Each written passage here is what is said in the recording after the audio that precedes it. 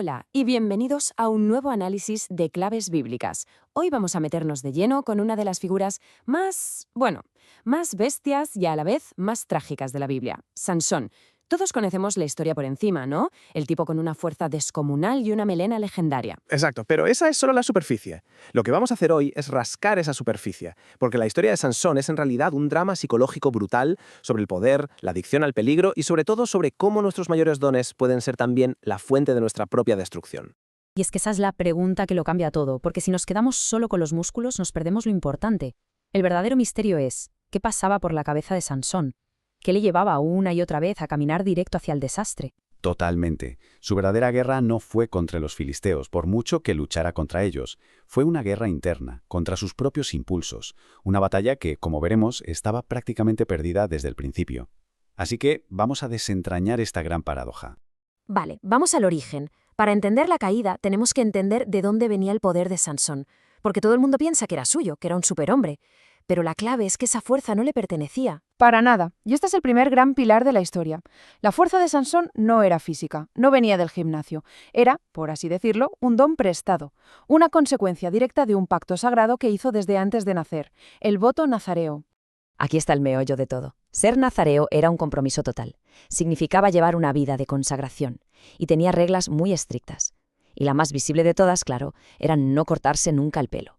Su melena no era una cuestión de estética. Era la señal visible de su pacto. O sea que el pelo no era una especie de batería mágica que le daba poder, era más bien como un anillo de bodas, la prueba externa de un compromiso interno con Dios. Si se rompía la señal, se rompía el pacto entero. Precisamente. Por eso, cortarle el pelo no era solo quitarle el peinado, era arrancarle su identidad. Era anular el pacto y con él la fuente de su poder. Y aquí es donde la historia se pone de verdad interesante y trágica, porque Sansón tenía una misión divina súper clara, liberar a Israel de los filisteos. Y sin embargo, ¿qué hacía constantemente? Buscar líos amorosos precisamente con mujeres filisteas, con el enemigo. Es un patrón de autodestrucción de manual, una ceguera emocional que resulta casi increíble. Es como si dentro de él vivieran dos personas, el campeón elegido por Dios y un saboteador que solo quería ver el mundo arder. Y la mayor parte del tiempo ganaba el saboteador. Esta contradicción va a ser el motor de toda su caída. Claro, con una debilidad tan obvia, era solo cuestión de tiempo que sus enemigos se dieran cuenta y la usaran. Y así como una bala, entra en escena Dalila. Y ojo porque su historia con Sansón no tiene nada de romántico. Es una operación de espionaje en toda regla. Totalmente. Hay que olvidarse de la idea de una historia de amor que acaba mal. Los líderes filisteos ya le habían tomado la medida a Sansón. Sabían que su punto débil no era físico, sino emocional. Así que contratan a Dalila con un objetivo muy claro, que sea ella quien explote esa debilidad y le saque el secreto. Y la oferta que le hacen es, bueno, para volverse loca, 1.100 piezas de plata. Una fortuna. Es que es mucho más que una fortuna. Hay un detalle que a menudo se nos escapa. No son 1.100 en total, son 1.100 piezas de plata que le ofrece cada uno de los 5 príncipes filisteos. Estamos hablando de 5.500 piezas. Para que nos hagamos una idea, eso era el equivalente al salario de un trabajador durante más de 150 años. Era, literalmente, una oferta irrechazable. Claro. Con esa cantidad de dinero sobre la mesa, la palabra amor ni siquiera entra en la conversación. Esto es un negocio frío y calculador. Lo que da escalofríos es pensar en la frialdad de todo el asunto. Desde luego. Para Dalila, Sansón no es un amante, es un objetivo. Es la clave para cobrar un contrato millonario. Y va a hacer lo que sea necesario para conseguirlo, con una manipulación y una paciencia que asustan. Su relación es, desde el minuto 1, una partida de ajedrez a vida o muerte. Y la partida es fascinante y demencial a partes iguales. Sansón sabe perfectamente lo que ella busca, pero en lugar de huir, se pone a jugar. Le da 3 pistas falsas, cada una un poquito más cerca de la verdad. Es como si le gustara el peligro, como si se sintiera invencible. Es la arrogancia en estado puro. Cree que lo tiene todo controlado, pero no se da cuenta de que con cada mentira, con cada jueguecito, está dejando que ella se acerque más y más a su punto vulnerable. Está normalizando la traición. Es un juego psicológico que él cree que va a ganar, pero en realidad ya lo está perdiendo. Claro, ese juego no podía seguir así para siempre. Y Dalila, que es muy lista, cambia de táctica. Abandona la seducción sutil y pasa directamente al chantaje emocional, a la presión psicológica sin descanso.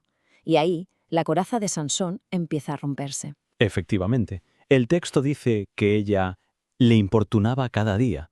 No es una pelea de un día, Es un asedio, un goteo constante día y noche, que ataca directamente su punto más débil, esa necesidad de afecto, incluso de la persona que sabe que quiere destruirlo. Esta frase del texto es que es terrible. Describe un agotamiento mental absoluto. No lo derrotan con un ejército. Lo rompen con palabras, poco a poco.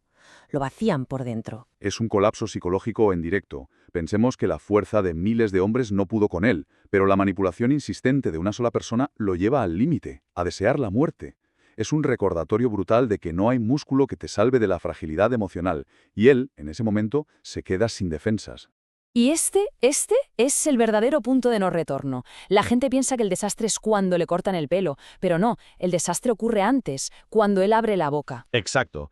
El corte de pelo es solo la consecuencia. La verdadera traición, el suicidio espiritual, ocurre en el momento en que él, conscientemente, elige contarle su secreto. En ese instante, está eligiendo la aprobación de Dalila por encima de su pacto con Dios.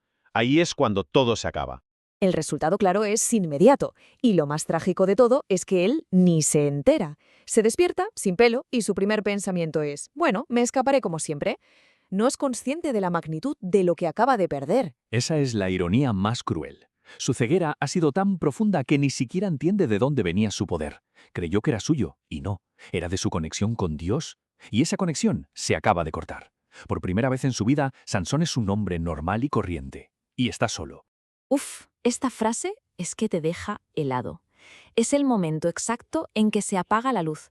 Todo lo que él era, todo lo que representaba, desaparecido. Es sin duda la frase más terrible de toda la historia, porque confirma que su fuerza no era algo que le pudieran robar, era una presencia que podía irse, y se ha ido. Lo que viene ahora ya no es la derrota de un guerrero, es la humillación de un hombre abandonado a su suerte. Y la venganza de los filisteos es salvaje, pero también muy simbólica. No se conforman con encerrarlo. Le sacan los ojos, lo encadenan y lo ponen a dar vueltas a una rueda de molino, un trabajo de animales. Y lo de la ceguera no es casual. Es una justicia poética espantosa. El hombre que fue espiritualmente ciego toda su vida, incapaz de ver la traición que tenía delante, ahora es condenado a la oscuridad física para siempre. Su castigo es un reflejo de su propia vida. El hombre más fuerte del mundo, reducido a la nada. Cuando parece que este es el final más humillante posible, el relato nos deja caer un pequeño detalle casi de pasada, y el cabello de su cabeza comenzó a crecer. Es un detalle diminuto, pero lo cambia todo.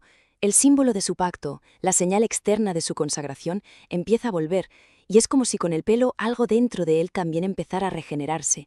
Es el preludio de una última y terrible redención. La escena final es tremenda. Los filisteos montan una fiesta nacional para celebrar su victoria. Llenan el templo de su dios, Dagón, y como colofón sacan al Sansón ciego y humillado para reírse de él, para exhibirlo como un trofeo de caza. Están borrachos de arrogancia, creen que su dios ha vencido al dios de Israel, y en el culmen de su soberbia cometen un error fatal. Colocan al arma más destructiva que ha existido justo en el corazón de su civilización, entre las dos columnas que sostienen todo el edificio. Y en ese momento, en su punto más bajo, Sansón hace una última oración. Es una plegaria desesperada y muy diferente a las de antes. Ya no pide por él, pide una última vez la fuerza. No para escapar, sino para cumplir su misión. Es la oración de un hombre que por fin lo ha entendido todo.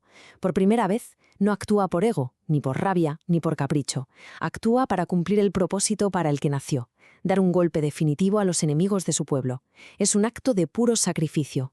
Y el resultado es la paradoja final y más grande de todas. Con esa última descarga de poder divino, empuja las columnas y el templo se desploma, sepultándolo a él y a miles de filisteos, incluida toda su cúpula dirigente. El texto lo deja muy claro, fueron más los que mató al morir que los que había matado en toda su vida.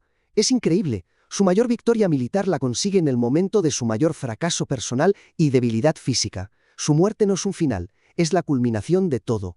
Y esa es la pregunta que nos queda en el aire. ¿La historia de Sansón es la crónica de un fracaso, de un hombre que desperdició un don increíble y que solo al final, por los pelos, consiguió enmendarlo? ¿O fue todo ese camino de errores, de dolor y de humillación una parte necesaria de su destino para poder llegar a ese preciso instante en el templo? Quizás su mayor debilidad fue, paradójicamente, la herramienta que lo llevó a cumplir su propósito, una lección tan compleja y llena de matices como el propio héroe.